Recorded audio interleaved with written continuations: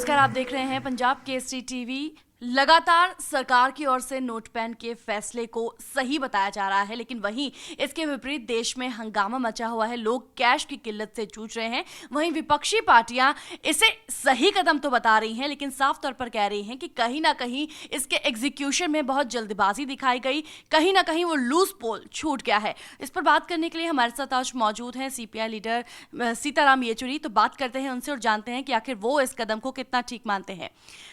सीताराम जी, जिस तरह से नोट बैन का फैसला सरकार की ओर से लिया गया है, सरकार की ओर से लगातार राहत भी दी जा रही है लोगों को, कुछ कुछ स्कीम्स और योजनाएं, वित्त मंत्री अरुण जेटली उनका बयान आता रहता है और लोगों को राहत देने की कोशिश की जा रही है, लेकिन फिर भी कहीं ना कहीं देश में परेशानी है, लोग कैश की किल्लत से जूझ रहे हैं। आप क्या कहेंगे? बिल्कुल परेशानी है, बिल्कुल परेशानी है। हम समझते हैं कि एक फिनेंशियल इमरजेंसी, मतलब एक आपातकालीन परिस्थिति पैदा किया गया देश में जी।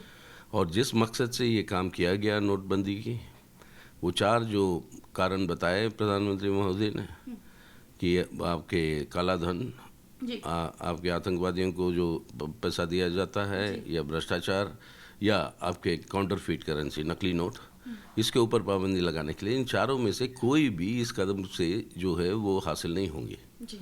क्योंकि कारण ये है, काला धन, प्रधानमंत्री खुद कह रहे थे हमें जी। 2 साल से यही बात सुन रहे हैं हम, 90% काला धन विदेश में है, विदेशी बैंकों में, या सोने में है, या रियल एस्टेट में जी। नोटबंदी करके ये काला धन को आप निकालोगे, ये असंभव है। और भ्रष्टाचार तो अब देख ही रहे हो आप किस तरीके से धांधली हो रही है, मतलब नोट बदली में, तो भ्रष्टाचार बड़ा कम नहीं हुआ। अब नकली नोट जो है अब असली हो गए। रिजर्व बैंक के गवर्नर कहते हैं कि 82% जो नोट जो बैन हुए हैं वो वापस आ चुके हैं।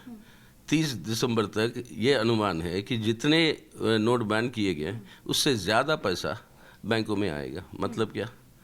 काला धन सफ़ेद हो गया, नकली नोट असली हो गया। तो इससे फ़ायदा किसको हुआ? और दूसरी ओर लाखों के तादाद में लोग जो है परेशान हैं। 111 लोग मर चुके हैं। और लोग, अब ये पहली मुल्क है दुनिया में जहाँ पर लोग अपनी मेहनत की कमाई को इस्तेमाल नहीं कर सकते, उनको पैसा नहीं मिल रहा। अब ये इससे ज़्यादा बड़ा जुल्म क्या होगा? जो राहत आप कह रहे थे, जो राहत की बात जो कह रहे हैं, वो राहत मिलेगी कार्डों पे, क्रेडिट कार्डों पे, या आपके इलेक्ट्रॉनिक ट्रांसफरों पे। जी बिल्कुल येचुरी जी, इसी बात में मैं जोड़ना चाहूँगी कि जिस तरह से वित्त मंत्री अरुण जेटली का बयान आया था कि जो सरकार का फैसला है वो बहुत अच्छा है और इससे देश डिजिटल पेमेंट की ओर बढ़ेगा, डिजिटल पेमेंट को इससे बढ़ावा मिलेगा, तो आप क्या कहेंगे? देखिए, पहली बात, डिजिटल पेमेंट सब कुछ चलता है आपके इंटरनेट कनेक्टिविटी से जी। आज हमारे देश के अंदर इंटरनेट कनेक्टिविटी 13% रूरल एरियाज में है। 13%, 87% रूरल एरियाज पे इंटरनेट कनेक्शन है ही नहीं। और दूसरी एक वास्तविकता है, reality, 98% Indian economy cash transfer पर जिंदा है। अब अमेरिका को ही ले लीजिए, जहाँ पर इंटरनेट यूनिवर्सल है, सबके पास सेल फोन है, सबके पास क्रेडिट कार्ड है, डेबिट कार्ड है। वहाँ पर भी 48% कैश इकोनॉमी है। जब वो नहीं पहुंच पा रहे हैं एक कैशलेस इकोनॉमी पे, अब आप जो है छलांग मार रहे हो आज, और ये छलांग जो मार रहे हो इसके चलते हुए आपके दिहाड़ी मजदूर, खेत मजदूर, आपका मछुआरा, मतलब ये सब अपनी रोजमर्रे के धंधे से वंचित हो गए। लाखों के तादाद में लोगों की नौकरियां की छटनी हो गई। अब इंडस्ट्री में के अंदर उत्पादन हो नहीं रहा, उत्पादन हो भी रहा तो कोई खरीद नहीं रहा। अब ये हालत जो पैदा हो गई देश में, ये इसलिए हम कहते हैं ये एक तुगलकी फरमान था। उद्देश्य आपके जो भी है, लेकिन रास्ता क्या है उस उद्देश्य को हासिल करने के लिए? आपके पास सूची है विदेशी बैंकों में किसके अकाउंट है, विदेशी बैंकों ने दिया।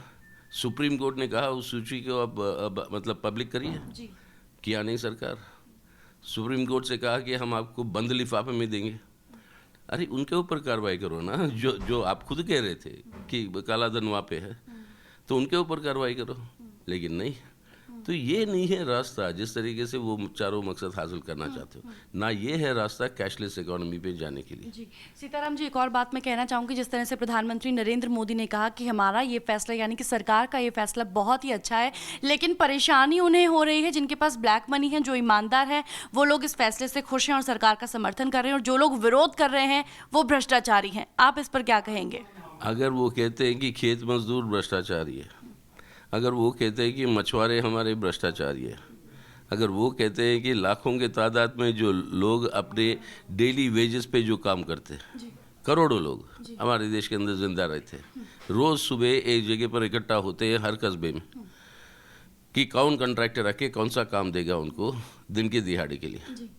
अब ये सब जो है ब्लैक मार्केटियर है, ये सब भ्रष्टाचारी है, और भ्रष्टाचार करने वाले तो अपने पैसे तो उनको तो जुगाड़ तो कर ही लिया। वो पंजाब केसरी ने ही रिपोर्ट किया 500 करोड़ रुपए आपके पंजाब से एनआरआई द्वारा हवाला में वो देश के बाहर चला ही गया। वो तो हो गया ना। तो जिनके पास जुगाड़ है वो तो कर लिया, और जिनके पास है जुगाड़ वही भ्रष्टाचारी लोगों के पास, वही काले धन वाले के पास, और पिस रहा है ये गरीब को मार के आप जो है काला धन को भी नहीं रोक पा रहे हो। तो इसका मकसद क्या है? इसलिए हम कहते हैं ये तुगलकी फरमान है। अब प्रधानमंत्री कह रहे हैं कि मुझे बोलने नहीं देते पार्लियामेंट में। अब बताओ, ये तो उल्टा चोर कोतवाल को डांटने की बात है। हम पहले दिन से कह रहे हैं कि भाई आइए सुनिए, हमारे सवालों का जवाब दो। पहले दिन बोला कि हाँ मैं कल आऊँगा, आप शुरू करिए बहस। हमने किया, 6.5 घंटे बहस की उस दिन।